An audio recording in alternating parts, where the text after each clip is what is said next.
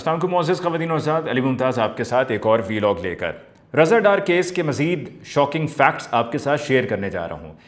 रज़ा डार case के जिसमें दो फॉरेन नेशनल्स, एक का ताल्लुक वेनेज़ुएला से और दूसरी खातून का ताल्लुक हॉलैंड से, रज़ा डार और उनके 3 साथियों पर इल्ज़ाम लगाया कि उनको अगवा किया गया, उनसे रकम का मुतालबा किया गया, उन्हें मारा पीटा गया, उनको जान से मारने की धमकी दी गई और उन्हें ज़्यादती का निशाना भी बनाया गया। अब इसमें रज़ा डार कौन है, रज़ा डार का किससे ताल्लुक़ है, ये वो सवाल है जो कि हर कोई पूछ रहा है। फिर हर कोई पूछ रहा है भाई ये बॉस कौन है, जिसका ज़िक्र इस स्टेटमेंट में भी है जो ख़वातीन की तरफ से स्टेटमेंट मंज़र-ए-आम पर आई है। बॉस का नहीं पता चल रहा। तो सबसे पहले तो मैं आपको ये बता दूं कि बॉस भी आज गिरफ़्तार हो गए हैं। अब वो सही वाले बॉस गिरफ़्तार हुए हैं या कोई और बॉस गिरफ़्तार हुए हैं, क्योंकि बॉस को पकड़ना मुश्किल ही नहीं, नामुमकिन भी है। और किसी को भी बॉस बनाकर आगे पेश किया जा सकता है और कहा जा सकता है कि भाई ये बॉस है। और ये क्रिप्टो का मामला बताया जाता है, तो क्रिप्टो में तो पाकिस्तान में आजकल एक ही नाम चलता रहा है कि भाई क्रिप्टो को लेकर अब वही सारा कुछ देख रहे हैं और पाकिस्तान में क्रिप्टो में ही अब लेन देन हुआ करेगा और क्रिप्टो में हमारा भी बड़ा नाम होगा। लेकिन बहरहाल ये जो रज़ा डार वाला मामला है, रज़ा डार के ताल्लुक़ को लेकर कहा जा रहा था जी मुबैना, लफ्ज़ मुबैना इस्तेमाल किया जा रहा था कि इनका ताल्लुक़ इसहाक़ डार साहब नायब वज़ीर आज़म से है और इस तरह इसहाक़ डार साहब के साहबज़ादे अली डार के ये मुबैना भांजे हैं। तो एक तो वाज़े हो जाए, और ये वाज़े हो भी जाना चाहिए अब तक, कि इसहाक़ डार साहब के साथ जो ताल्लुक़ बताया जा रहा था उसमें मुबैना लफ्ज़ अब निकाल दें। मुबैना लफ्ज़ इस्तेमाल करने की ज़रूरत नहीं है। वो इसलिए ज़रूरत नहीं है कि लोगों ने साबित कर दिया है, और साबित किसने किया है? सबसे पहले राना सनाउल्लाह, जो सीनियर तरीन लोगों में से एक हैं नून लीग के, उन्होंने इस बात को डिनाई नहीं किया है कि रज़ा डार का इसहाक़ डार साहब से कोई ताल्लुक़ नहीं है, कोई रिश्तेदारी नहीं है। उन्होंने केस को लेकर कहा है कि जी केस की तफ्तीश मेरिट पर होगी और जो हक़ाइक़ होंगे वो सामने आ जाएंगे और पता चल जाएगा कि आखिर ये मामला क्या है। दूसरी तरफ आमिर इलियास राना साहब बड़े सीनियर सहाफ़ी हैं और नून लीग के बड़े ख़ास सहाफ़ी समझे जाते हैं। अभी स्विट्ज़रलैंड भी गए हुए थे जब वहाँ पर ये मुआहदा होना था ईरान और अमेरिका का, और पाकिस्तान वहाँ पे मीडिएटर था। इसके अलावा जब नवाज़ शरीफ साहब वज़ीर आज़म रहे हैं तो उनके साथ मुख्तलिफ़ गैर मुल्की दौरों पर भी जाते रहे हैं एज़ ए जर्नलिस्टिक ड्यूटीज़ को परफॉर्म करने के लिए। तो और वैसे भी नून लीग को बड़ा सपोर्ट करते हैं। तो आमिर इलियास राना साहब जो बताते हैं उसको अगर आप सुने, जो मैं आपको बताने जा रहा हूँ, तो पता चल जाएगा कि कहानी में कहाँ कहाँ पे झोल है और किस तरह से कहानी घड़ी जा रही है, और घड़ी जा रही है तो क्यों घड़ी जा रही है। सबसे पहले तो वो जो जज साहब थे ना, मैजिस्ट्रेट साहब, उनकी तरफ भी पुलिस गई। रात को 1 बजे पुलिस गई उनकी तरफ और उनके घर पे जाके उनके बेडरूम तक घुस गई। मतलब ये हाल कर दिया है हमारी जुडिशरी का कि बेडरूम तक मैजिस्ट्रेट साहब के घर पे पहुंच गई, और वहाँ पर पहुंचकर उन्हें रात के 1 बजे कहा कि भाई ये डीआईजी साहब से आप बात करें। मतलब डीआईजी साहब से आपका बात करना बहुत ज़रूरी है, और उसके लिए चाहे पुलिस को, बावर्दी पुलिस को घर के अंदर किसी के घुसना पड़े। चादर चार दीवारी का तकद्दुस, एक आम आदमी की भी चादर चार दीवारी का तकद्दुस पामाल नहीं होना चाहिए। तो ये तो फिर जज साहब थे, और वहाँ पर जाकर उनसे कहा जी ये बात करें, और उन्होंने कहा कि जी हमने मुल्ज़मान का मेडिकल करवाना है और इस तरीके से आप को जो कहा जा रहा है वो आप कीजिए। और फिर अगले दिन जजेज़ ने हड़ताल कर दी। उन्होंने कहा भाई ये क्या तरीक़ेकार है, जिस पर यह कहा गया कि जी उसको मुतलका एसएचओ को और उसके साथ जो दीगर हमला था और असले के साथ घुसे थे उनको मुअत्तल कर दिया गया है। तो फिर ये मुतालबा किया गया कि मुअत्तल नहीं, एफआईआर होनी चाहिए। तो फिर एफआईआर हुई थी। अब आप ये देखें कि एक तरफ हम अपना इमेज बिल्ड कर रहे हैं इंटरनेशनली कि हम अमन के सफ़ीर हैं, और हम दुनिया में जो तबाही मची हुई थी, मौशी तबाही मची हुई थी, उसको दोबारा से बहाल करने में हमारा बड़ा कलीदी किरदार है। और वहाँ दूसरी तरफ ये इमेज हमारा जाएगा कि क्या दुनिया कहेगी कि जी पाकिस्तान में अगर जाना है तो सोच समझ कर जाओ। वहाँ पर अगवा भी हो जाते हैं लोग जो पहुँचते हैं, उनसे फिर रकम का मुतालबा भी किया जाता है, उनको मारा पीटा भी जाता है, जान से मारने की धमकी भी दी जाती है। ये वो सारी स्टेटमेंट में कही जा रही है ना बातें, मैं अपने पास से थोड़ी सुना रहा हूँ कि मैं खुद से एक तोता कहानी सुनाना शुरू कर दूँ, और उनसे फिर ज़्यादती भी की जाती है। तो फिर कौन आएगा पाकिस्तान, कहाँ जाएगा हमारा इमेज? हमारे इमेज की तो आपने धज्जियाँ उड़ा दी हैं, आपने उसको जो है वो लीरो लीर कर दिया हमारे इमेज को। और किसने किया है? उन्होंने किया है जिन्होंने इमेज को बिल्ड करना है, यानी कि जो हमारे हुक्मरान हैं, जो हमारे ऊपर मुसल्लत हैं, ये उन्होंने किया है। रज़ा डार को लेकर आमिर इलियास राना साहब क्या कहते हैं? आमिर इलियास राना साहब ये कहते हैं कि जी पुलिस को 15 पे, ज़रा तवज्जो से सुनिएगा बात, कि 15 पे कॉल मौसूल हुई। ये कॉल पाकिस्तान के बाहर से थी। इस कॉल में बताया गया कि हमारी बेटी अगवा हो चुकी है और रज़ा डार का नाम लिया। अब आप ही बताइए, फैसला कीजिए, सहाफ़ी भी नहीं जानते, कोई इतनी बड़ी कारोबारी शख्सियत भी नहीं है कि भाई पता चले कि बड़ा नाम है, कारोबारी शख्सियत है, कोई बहुत बड़े इंडस्ट्रियलिस्ट हैं या कोई रियल एस्टेट का बहुत बड़ा नाम है। जिस तरह हो ना, मलिक रियाज का बेटा है तो सबको पता है कि भाई मलिक रियाज के बेटे का क्या नाम है। ये रज़ा डार के बारे में किसी को पता ही नहीं था। रज़ा डार का जब नाम उन्होंने लिया तो लेने के बाद आमिर इलियास राना साहब ये कहते हैं, अब ये ना कोई इश्तिहारी हैं, ना कहीं कोई वांटेड हैं ये, या इनके ऊपर कोई कहीं पे पुलिस पे नाम इनका चल रहा है, कुछ चस्पा हुई है तस्वीर के भाई जहाँ पे कहीं नज़र आए तो फाड़ लो, या अगर कहीं पे नाम सुनने में आए तो फ़ौरन वहाँ पर लोकेशन पे पहुँच के इनको गिरफ़्तार करो और इनको हथकड़ी लगाओ, ऐसा कुछ भी नहीं है। तो फिर ये रज़ा डार का नाम सुना तो सुनते ही पुलिस ये फौरी तौर पर हरकत में आई और IG साहब तक पहुँच गई कि भाई रज़ा डार का नाम आया है और 15 पे कॉल मौसूल हुई है और फॉरेन नेशनल्स का इसमें हवाला है। अब उस पर IG साहब ने फिर मरीम नवाज़ साहिबा से रब्ता किया। मरीम नवाज़ साहिबा ने आगे से ये कहा बगौर आमिर इलियास राना साहब के कि भाई कोई रियायत नहीं करनी, कोई माफ़ी तलाफ़ी नहीं है, फ़ौरन एक्शन होना चाहिए और 2 घंटे का टाइम है आपके पास। फिर उसके बाद बगौल आमिर इलियास राना साहब के, मैं इसलिए बार बार आमिर इलियास राना साहब का नाम ले रहा हूँ कि कोई ये ना समझे कि ये सारा कुछ खुदा न खास्ता मैं अपने पास से बनाकर मैं कोई सेफ पैसेज देने की कोशिश कर रहा हूँ या मैं कोई इमेज बिल्डिंग पे लगा हुआ हूँ या मैं कोई नैरेटिव बिल्ड करने की कोशिश कर रहा हूँ, क्योंकि बहुत से लोगों को अभी असाइनमेंट दी गई है कि भाई नैरेटिव बिल्ड करो और नैरेटिव ये बिल्ड करो कि क्या बात है, वाह वाह मरीम नवाज़ साहिबा आप तो इंसाफ की अलम बरदार हैं, आपने जो कर दिया ये तो कभी सोच भी नहीं सकता, कोई तसव्वुर भी नहीं कर सकता है कि एक वज़ीर आला ने अपने ही ख़ानदान के बंदे के बारे में कह दिया कि 2 घंटे फाड़ लो जाके। तो ये वो इमेज बिल्डिंग पे लगे हुए हैं। तो मरीम नवाज़ ने फिर इसहाक डार साहब के बेटे अली डार को बताया जिनका भांजा रज़ा डार है। अब अली डार ने फिर फ़ोन मिलाया रज़ा डार को और पूछा कि लोकेशन कहाँ है, और लोकेशन उन्होंने अपनी जो बताई फिर अली डार साहब ने पुलिस को बताई। पुलिस वहाँ पर पहुँची तो पहुँचने पर वहाँ पता चला कि ख़वातीन वहाँ पर नहीं है, लेकिन बाकी सबको वहाँ पर उन्होंने पकड़ लिया।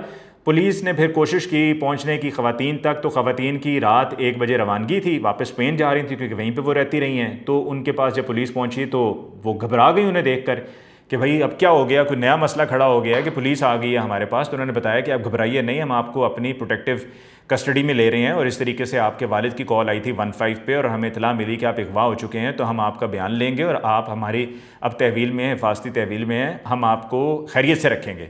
क्योंकि पुलिस आ जाए तो फिर बंदा कोई शरीफ से शरीफ आदमी भी हो तो वो घबरा जाता है, बल्कि थाने में किसी को ले जाएँ तो किसी ने कुछ ना भी किया हो तो फिर उससे पुलिस कहती है भाई कहो कि किया है, तो कहेगा कि किसी का नाम कुछ भी हो तो वो नाम उसको कहें भाई कहो तुम्हारा ये नाम हो, कहेगा हाँ जी मेरा वो नाम है। तो पुलिस ने फिर उनकी हिफाजती वो उसको कस्टडी में ले लिया और बताया जाता है आमिर इलियास राना साहब के मुताबिक कि जी वो तमाम उनके डॉक्यूमेंट्स वगैरह जिसमें पासपोर्ट है, दीगर और चीज़ें हैं वो पुलिस के पास हैं और ख़वातीन जो है वो यहाँ से अब रवाना हो चुकी हैं। ख़वातीन यानी कि चली गई। और वो जो कहते हैं जी तफ्तीश हो रही है, तो मुझे आमिर इलियास राना और दीगर और लोग भी जो बड़ा सपोर्ट कर रहे हैं और बड़े गुन गा रहे हैं मरीम नवाज़ के, मुझे एक चीज़ का जवाब दें कि क्या जो लोगों को हाफ़ फ्राई फुल फ्राई किया जाता है या नेफे में पिस्तौल निकलती है या जी उनको उनके साथी छुड़ाने के लिए आए, हैरानगी है कि अभी तक इस केस में कोई उनके साथी छुड़ाने के लिए नहीं आए, कि उनके साथी छुड़ाने के लिए आए और वहाँ पर जी पुलिस मुकाबला हुआ, पुलिस वाला भी कोई ज़ख्मी हुआ और वो बंदे मारे गए, तो उसमें तफ्तीश क्यों नहीं होती? मतलब वहाँ पर इंसाफ कुछ और है और यहाँ पर इंसाफ का मयार कुछ और है। और यहाँ पर मरीम नवाज़ के जो गुन गा रहे हैं और जो कह रहे हैं कि जी क्या बात है, कमाल कर दिया उन्होंने, कमाल तो तब होगा ना कि जब इसको बिल्कुल उसी तरह से ट्रीट किया जाए जिस तरह एक आम आदमी के केस को ट्रीट किया जाता है। क्यों प्रोटोकॉल साथ था इनके जब ये इनको कैंट कचहरी में लाया गया? क्यों सहाफ़ियों को अंदर दाखिल नहीं होने दिया गया? क्यों चेहरे पर मास्क थे उनके? क्यों उनके चेहरे छुपाए जा रहे थे? बाकी सबके तो चेहरे नहीं छुपाए जाते, वो तो बगैर सब मास्क के उनको पेश किया जाता है, मीडिया को भी दिखाया जाता है, अंदर मीडिया के नुमाइंदों को जाने नहीं दिया गया। उनको बड़े पुलिस प्रोटोकॉल में बड़े ठाट बाट के साथ लाया गया और उनको रखा भी ठाट बाट के साथ गया होगा। 8 तारीख तक का उनका जिस्मानी रिमांड है और उस जिस्मानी रिमांड में वो आराम से इत्मीनान से बैठे हुए होंगे, मुर्ग शुर कुकड़ शुकड़ चल रहा होगा और कोई उनको परेशानी नहीं होगी, क्योंकि वो बड़े लोग हैं ना, बड़ी फैमिली है। और इसहाक डार साहब के बारे में जो ये कहा जा रहा है कि जी आप उनको क्यों कह रहे हैं इस्तीफ़ा दें, उनका क्या ताल्लुक़ है? क्या इसहाक डार साहब ने कहा रज़ा डार से कि भाई रज़ा डार तुम इस तरह से कोई गैर कानूनी काम करो? रज़ा डार को तो डेफिनेटली इसहाक डार साहब ने बिल्कुल नहीं कहा होगा कि तुम इस तरह का कोई गैर कानूनी काम करो, या इसहाक डार साहब तो इसमें मुलव्विस नहीं है। लेकिन ये बताएं कि जब इमरान खान साहब के भांजे हसन न्याजी को कहा जाता रहा कि जब वो बतौर वकील एहतजाज करते रहे और यहाँ पर लाहौर में जेल रोड के वाक़यात हैं, तो तब क्यों कहा जाता था, तब क्यों ये कहा जाता था कि चूँकि वज़ीर आज़म के बेटे हैं तो इस वजह से वज़ीर आज़म को इसके लिए ज़िम्मेदार और कसूरवार ठहराया जाए? तब आपका इंसाफ और आपका मयार और आपके उस वक्त फार्मूले कुछ और थे, अब आपके फार्मूले कुछ और हैं जो आपने बना लिए हैं। तो तफरीक है ना, तफरीक नहीं होनी चाहिए। फिर इसी तरह से जो आप CCD के ज़रिए करते आए हैं, अब हमारे मुल्क की बदनामी हो रही है। पूरी दुनिया में जो है ये बात चल निकली है कि देखो पाकिस्तान में हो क्या रहा है, और ये ख़वातीन तो अब पाकिस्तान से जा चुकी हैं। अब उनको कौन बुलाएगा यहाँ पर और आकर तफ्तीश में और उनको केस का हिस्सा बनने को कहा जाएगा? हो सकता है उनको वहीं पे मैनेज कर दिया जाए, हो सकता है वो वहीं से कोई बयान रिकॉर्ड करा दें और कह दें कि जी ये सब गलतफहमी का नतीजा था और ऐसा कुछ भी नहीं था और ये बाइज़्ज़त बरी हो जाएं, क्योंकि यही होना है इवेंचुअली कि इस मामले में निकल जाएगा। इसमें एक नैरेटिव बिल्ड करने की भरपूर कोशिश की गई है, उसमें वो नाकाम हो जाएंगे कि जो नैरेटिव बिल्ड करने की कोशिश की गई है उसमें बुरी तरह से फ्लॉप हो जाएंगे, क्योंकि बात तो तब है कि जब अगर इसका भी वही मेयार रखा जो बाकियों का है। ख़वातीन क्या फरमाती हैं ज़रा आप वो सुन लीजिए कि ख़वातीन क्या कहती हैं। अच्छा, इसमें बॉस जो हैं वो गिरफ़्तार तो हो चुके हैं, लेकिन उनके अलावा 3 और लोग, टोटल 8 हो गए हैं। 4 को पहले पकड़ा गया है, 4 को अब पकड़ा गया है, जिसमें बताया जाता है कि जी बॉस को भी पकड़ लिया गया है और बॉस भी अब ज़ेर हिरासत हैं। ख़वातीन की स्टेटमेंट ये कहती है कि जी रज़ा डार आए, क्योंकि ये इनकी जो स्टेटमेंट है ना, इसमें बहुत से ऐसे हिस्से हैं जो मैं तो बता नहीं सकता हूँ आपको, मैं आपके साथ शेयर ही नहीं कर सकता हूँ। वो इतने खौफनाक और इतने दर्दनाक हैं और इतनी उसमें गलाज़त है कि मैं बता नहीं सकता हूँ। मैं इसलिए आपके साथ माज़रत के साथ वो शेयर ही नहीं कर सकता हूँ। जो कुछ चीज़ें बता सकता हूँ वो मैं आपके साथ शेयर कर रहा हूँ, और वो भी बड़ी आम है कि रज़ा डार आए और उन्होंने कहा कि जी कंप्यूटर कहाँ है पैसों के साथ, यानी कि कंप्यूटर में वो रकम थी, कोई ट्रांसफ़र वगैरह करनी थी। तो खातून कहती हैं जी मैंने उनको बताया कि ग्रीन बैग में है। फिर उसके बाद वो कहते हैं कि जी वो स्टेफनी जो दूसरी खातून थी उनको लेकर आए और रज़ा कंप्यूटर के साथ थे और उन्होंने मुझसे पैसों के बारे में पूछना शुरू कर दिया और मुझसे उन्होंने कंप्यूटर का पासवर्ड मांगा।